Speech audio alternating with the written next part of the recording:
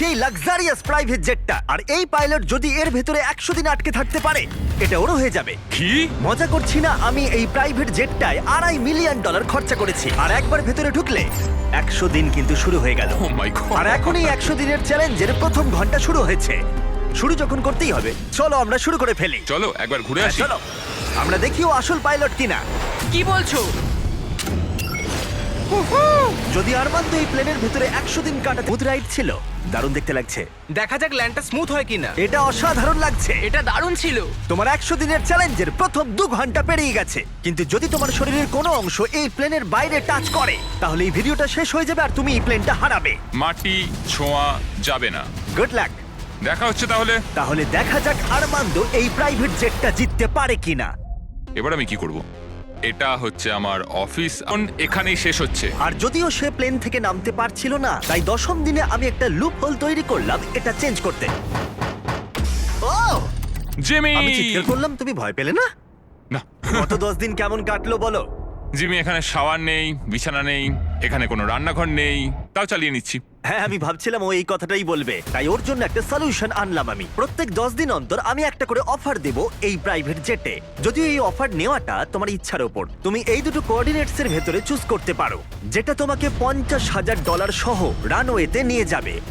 আমি তোমার প্রাইভেট জেটে একটা শাওয়ার লাগিয়ে দিচ্ছি, কিন্তু ডিসিশন নেবার আগে আমি তোমাকে বলবো শাওয়ারটা একবার দেখে এসো। আর যেহেতু এটা তোমার জেটের একটা এক্সটেনশন, তুমি এর ভেতরে ঢুকলে এলিমিনেট হবে না। গিয়ে দেখে এসো। ও, এটা তো সত্যি একটা শাওয়ার। তোমার দরকার না থাকলেও এখানে শ্যাম্পু রাখা আছে।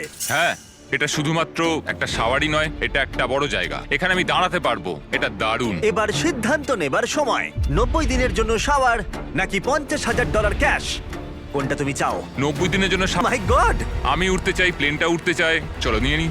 আমার বিশ্বাস হচ্ছে না ও শাওয়ারকে না বললো। $50,000 এনজয় করো। অবশ্যই করব। আর এখন আমি এই স্পেসিফিক পাইলট সম্পর্কে ভাবছি যে ওর জন্য শ্যাম্পুর অফারটা একেবারেই ভালো ছিল না। এই কোঅর্ডিনেটটা অবধি পৌঁছতে পারলে আমি $50,000 ক্যাশ পাবো। তার মানে এই $2.5 লাখ জেটটা ছাড়াও আরমান্দ এই চ্যানেলের সব থেকে বড় পুরস্কারের বিজেতা হতেই পারে। $50,000 চান না। আমার আজকে রাতে সবচেয়ে বড় প্রবলেম হলো আমি এই $50,000টা কোথায় রাখবো। তো এটা আমার পরিবারের খুবই কাজে লাগবে। আমি এবার ঘুমোতে পারবো, সারা রাত টাকার সুন্দর গন্ধ শুকবো। এই চ্যালেঞ্জে আমার সবচেয়ে অদ্ভুত কাজ হলো আমি কি করে এতগুলো টাকাকে অল্প টাকায় পরিবর্তন করে এই প্লেনটার ভেতর সাজিয়ে রাখবো। আমার নিজেকে এখন কোটিপতি মনে হচ্ছে। আমি এবার টাকার উপর ঘুমাবো। $50,000 হয়তো ওকে ঘুমোতে সাহায্য করেছিল, কিন্তু আরমান্দোর মাথায় নতুন একটা চিন্তা এলো। আমি যদি ওই জেটের চাবি বেছে দেবো নাকি এটাকে রেখে দেবো। আরমান্দোর মতো পাইলটের কাছে এই জেটটা জেতা একটা স্বপ্নই বটে, কিন্তু একটা সমস্যা ছিল। আমি একটু হিসেব করে দেখলাম, এই চ্যালেঞ্জটার পর আমাকে যদি প্লেনটা 3 মাসের জন্য রাখতে হয়, হ্যাঙ্গারের জন্য $8,000 খরচ হবে, ইন্স্যুরেন্সের জন্য $10,000, মেইনটেনেন্সের জন্য $30,000। হ্যাঁ, এটা সত্যি যে এই প্রাইভেট জেটটার দাম পরে বেড়ে যেতে পারে। তাই এই ভিডিওতে ও এই $2.5 মিলিয়ন ছাড়াও আরো বেশ কিছু পুরস্কার জেতার সুযোগ পাবে, যেটা শেষে বোঝা যাবে। তাই ও যদি এই জেটটা জিততে পারে, তাহলে ও এটাকে মেনটেন। আমি এখন বসে বসে ভাবছি আমার পরিবার আর আমার বন্ধু সবাই মিলে এই প্লেনটায় করে দারুণ দারুণ জায়গায় আমরা ঘুরে বেড়াচ্ছি। আমি সেটাই ভাবছি। আমার মনে হচ্ছে আমাকে জিমির থেকে এখন অনেকগুলো টাকা জিততে হবে। আমি এখন এটাই ভাবছি যে মিলিটারি সার্ভিসটা আমায় অনেক কিছুই শিখিয়েছে। ওখানে আমি খুব এক্সাইটেড থাকতাম আর খুব হ্যাপিও থাকতাম, কিন্তু তারপর আমার মোহভঙ্গ হলো আর আমি আমার জীবনকে ঘৃণা করতে শুরু করলাম। তারপর আমি আবার একটা আশার আলো দেখতে পেলাম। 14 দিন হলো এই চ্যালেঞ্জের 2 সপ্তাহ হলো আরমান্দ নিজের মতো থাকার চেষ্টা করছিল। খাবারটা দারুণ হয়েছে।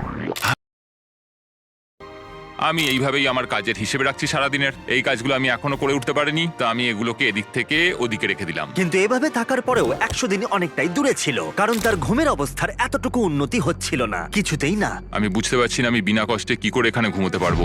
এটা উঁচু নিচু উঁচু নিচু। জীবনে এই প্রথমবার আমার শরীর আমাকে নিয়ে সুখী নয়। আমি ওয়ার্কআউটও করতে পারছি না, পেটটাও খুব একটা ভালো নেই। বুঝতে পারছি না রাতে ঘুমোতে পারবো কিনা। গত রাতে আমি সোফাতে শুয়েছিলাম, একটুও ঘুম আসেনি। এই মাঝেরটাতে আমি বুঝতে পারছি না কি করব। জিমি কালকে কি অফার করবে আমি জন্য একটা পারফেক্ট অফার ছিল, কিন্তু যেহেতু আমি একটা ভিডিও বানাচ্ছিলাম যেখানে আমি অনেক খাবার গিভ অ্যাওয়ে করছিলাম, তাই ওকে আমার কাছে আসতে হয়েছিল। চলো যাওয়া যাক।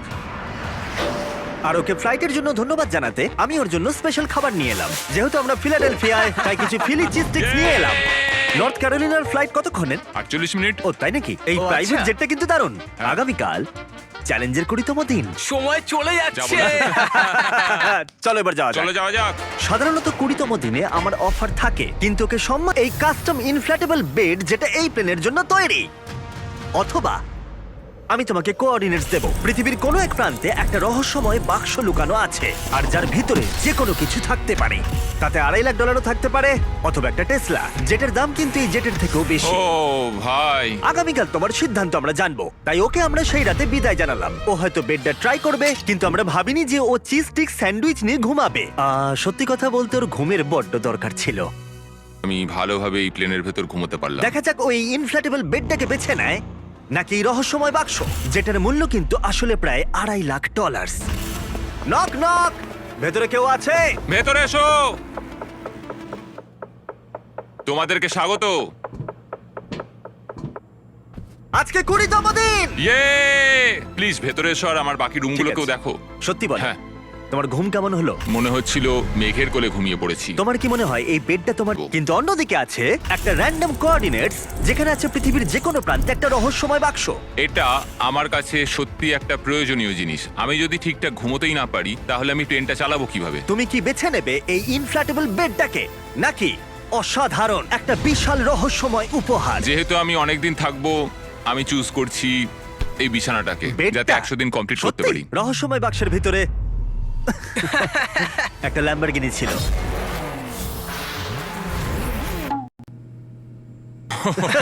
ল্যাম্বরগিনির স্বপ্ন দেখো না যেন আজকে। না, আমি এগুলো ঘুমের মধ্যে গুনবো। বিশ্বাস হচ্ছে না, রহস্যময় বাক্স রিজেক্ট করলো। কার্লো বেডটা চুজ হ্যাঁ করেছে। ঠিক আছে, ওর ব্যাপার।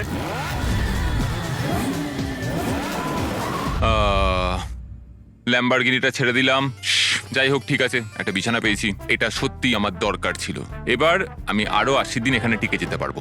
যাই হোক, বেডের জন্য আরমান্দ সুস্থই ছিল। ভাই, সত্যি কথা বলতে আমি ফাইনাল প্রাইসটা দেখতে পাচ্ছি, যে এই জেটটাকে আমি